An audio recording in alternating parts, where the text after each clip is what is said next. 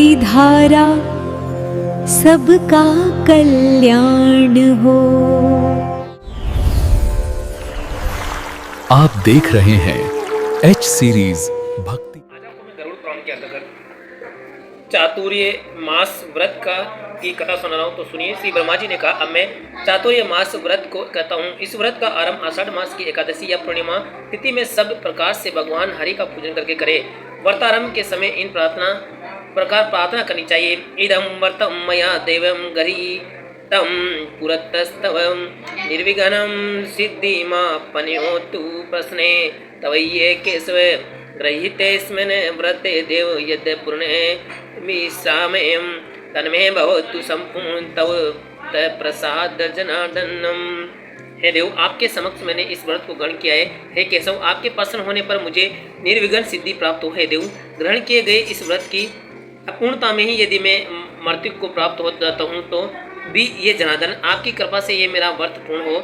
इस प्रकार हरि का पूजन करके व्रत पूजन और जमादि का नियम ग्रहण करना चाहिए। जो हरि के व्रत को करने की इच्छा करता है उसके समस्त पाप नष्ट हो जाते हैं। साधक स्नान करके भगवान हरि का पूजन कर इस पूजा तथा जपादि की विहित क्रियाओं की पूर्ति का संकल्प ले तथा आषाढ़ आदि 4 मासों तक एक भक्त व्रत करता हुआ विष्णु की पूजा करे। ऐसा करने वाला विष्णु के साथ पवित्र निर्मल लोक में चला जाता है।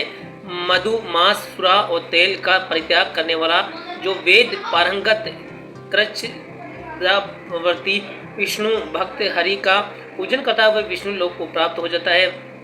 एक रात्रि का उपवास करने से वैमानिक विमान का चढ़कर भ्रमण करने वाला देवता हो जाता है।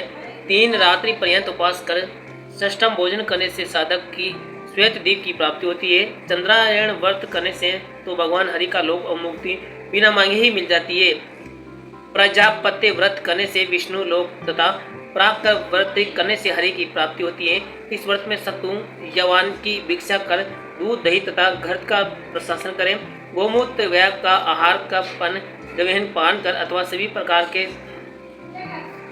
रसों का परित्याग कर शाक मूल फलादि का भक्षण करते हुए जो साधक विष्णु की भक्ति करता है वह विष्णु लोक को प्राप्त होता है। जय श्री राम। श्रोताओं, चातुर्य मास से व्रत की छोटी सी कथा आपको कैसी लगी कृपया कमेंट करके जरूर बताएं। और ऐसी ही कथा सुनने के लिए हमारे चैनल एच सीरीज भक्ति धारा एच सीरीज भक्ति धारा को सब्सक्राइब करें।